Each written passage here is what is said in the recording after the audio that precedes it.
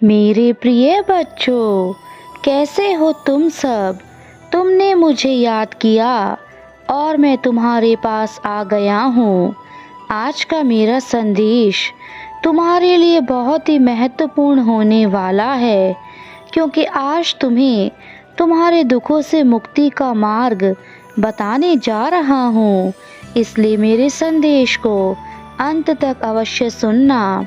इसमें जो मैं बात कहने वाला हूँ वह तुम्हारे जीवन से जुड़ी हुई है और उसे अनदेखा मत करना।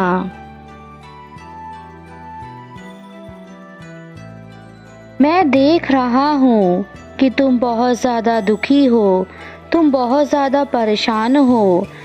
तुम्हारे अपनों ने ही तुम्हें दुख दिया है, जिसके चलते तुम खुद को कमज़ोर समझने लगे हो। कुछ लोगों ने तुम्हारे साथ बहुत ही बुरा किया है, जिसके चलते तुम्हें इन तकलीफ़ों का सामना करना पड़ रहा है। और इन तकलीफ़ों से तुम्हें जो दुख हो रहा है, उस दुख से तुम परेशान हो।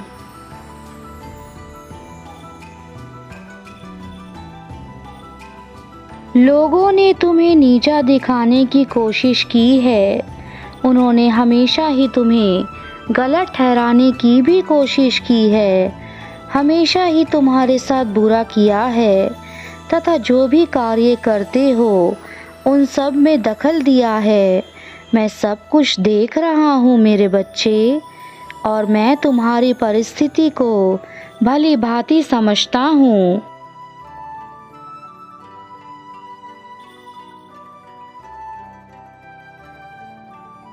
इन सब के चलते तुमने अपने ऊपर से विश्वास खो दिया है और तुम्हें यह लगता है कि संसार में तुम्हारे जीने के लिए कोई भी वजह नहीं रह गई है, जिसके चलते तुम अपना धैर्य खो चुके हो। तुम्हें लगता है लोग ऐसे ही तुम्हारी परिस्थिति का फ़ायदा उठाते रहेंगे, तुम्हें जीवन भर परेशान करते रहेंगे और हर पल तुम्हारे कार्य में दखल देते रहेंगे। इन सब के चलते तुम बेहद टूट चुके हो और अंदर से परेशान हो चुके हो। तुम्हें ऐसा लगने लगा है कि तुम कुछ नहीं कर पाओगे, तुम उनका विरोध नहीं कर सकते जो लोग तुम्हें परेशान कर रहे हैं। तुम केवल अपने आप को एक कमज़ोर इंसान समझ रहे हो। मैं तुमसे जानना चाहता हूँ, तुम लोगों के कर्मों की सज़ा खुद को क्यों दे रहे हो। लोगों का कार्य तो केवल दूसरों को परेशान करना होता है, परंतु तुम लोगों की बातों में आकर खुद को क्यों तकलीफ़ दे रहे हो। वह तो अपने जीवन में मौज मस्ती कर रहे हैं, परंतु तुम उनकी बातों को लेकर हर पल दुखी रहते हो। क्या तुम्हें लगता है कि तुम्हारे दुखी होने से उन लोगों को फ़र्क पड़ता है। तुम चाहे कितना भी रो लो या कितने भी परेशान क्यों ना हो जाओ, तुम्हारे अपने लोगों को भी तुमसे किसी प्रकार की हमदर्दी नहीं रहेगी। यह कलयुग है जहाँ केवल मनुष्य अपने लिए सोचता है, और इस कलयुग में तुम अपने लोगों से क्यों उम्मीद लगाते हो। तुम अब यह गलती मत करना, तुम दूसरों के चक्कर में खुद को परेशान मत करना। तुम बस अपने कार्यों को करो, बाकी सब कुछ मुझ पर छोड़ दो। मैं सब कुछ देख रहा हूँ जो तुम्हारे साथ दूसरे लोग कर रहे हैं। इस संसार में हर किसी का अपना कर्म है, हर कोई अपने कर्मों की सज़ा भोगता है। तो तुम्हें किस बात की चिंता है। जिसके जैसे कर्म होंगे वह धरती पर वैसे ही कर्म भोग कर जाएगा। मेरी बातों को ध्यान से सुनो मेरे बच्चे। लोग जो कर रहे हैं उन्हें उनके हालातों पर छोड़ दो, और वह जो कर रहे हैं उन्हें करने दो। यदि उन्हें वह कार्य करने से खुशी मिल रही है तो उन्हें करने दो, परंतु इसका यह अर्थ नहीं है कि यदि व्यक्तिगत रूप से परेशान कर रहे हैं तो तुम उनका विरोध ना करो। तुम्हारे जीवन में जो भी लोग तुम्हारे अपने हैं वह तुम्हें शब्दों से अधिक घायल करते हैं, क्योंकि उनके द्वारा बोले गए कड़वे बोल हमारे हृदय को अंदर तक तोड़ कर रख देते हैं। और तुम्हारे अपने ही तुम्हारे साथ यही कर रहे हैं। यदि तुम्हें अपने दुखों से मुक्ति चाहिए और जो तुम सोच रहे हो कि तुम बेहद परेशान हो, तो उसका मार्ग मैं तुम्हें आज बता रहा हूँ।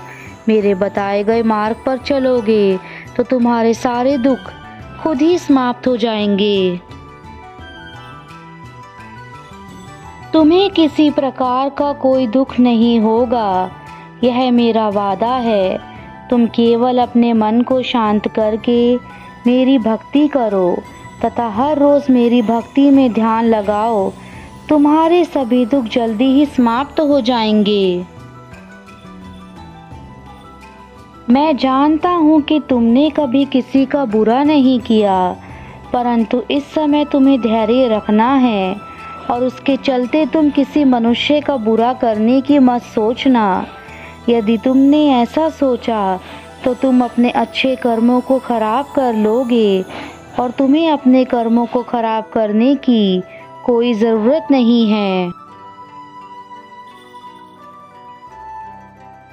जीवन में हमेशा शुद्ध और उत्तम विचारों के साथ बोलिए। जीवन में आप देखेंगे कि आपको इससे बहुत खुशियाँ मिलेंगी। आप भविष्य के बारे में सोचकर पूरा दिन चिंतित ना रहें।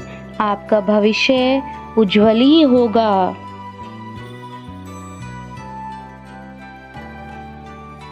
आप जीवन में अच्छे मित्र चुनें, क्योंकि आप अपने मित्रों के साथ ज़्यादा समय बिताते हैं और अपने परिवार के साथ भी, इसलिए उनका अच्छा होना बहुत ज़रूरी है।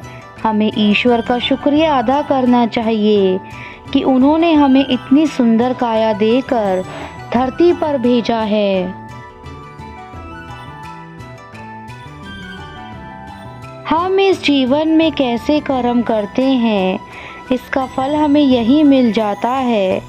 स्वर्ग और नरक में जाने की आवश्यकता नहीं होती।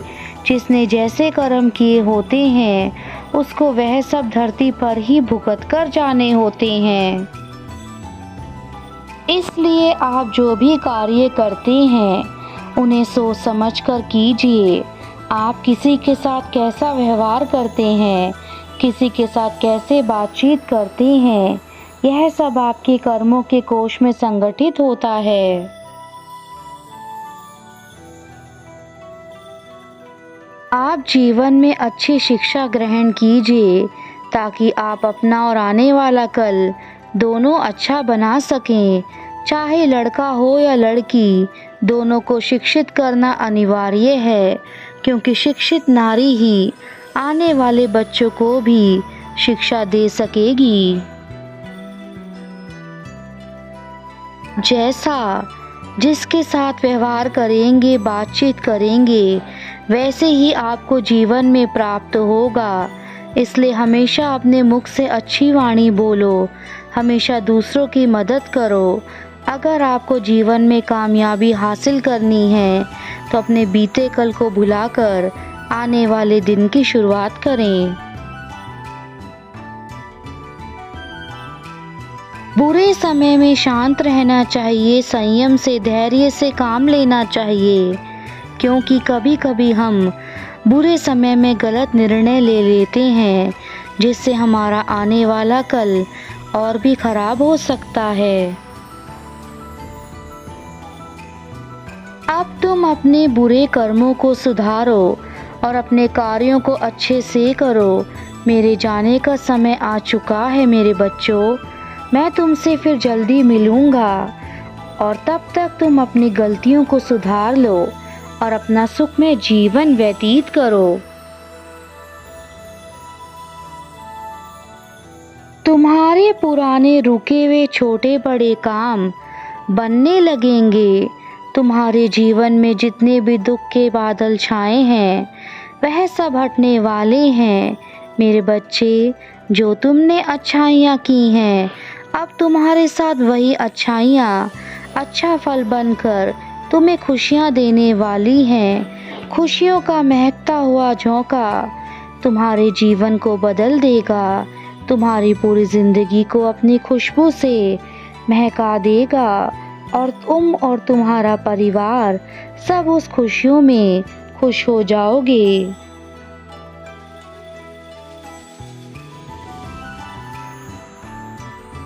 आप जीवन में सत्य के मार्ग पर चलिए और अपने ईश्वर पर विश्वास रखिए। आपके जीवन में जितनी भी बाधाएं हैं वह सब एक समय के बाद निश्चित ही समाप्त हो जाएंगी। मेरा आशीर्वाद सदा तुम्हारे साथ है।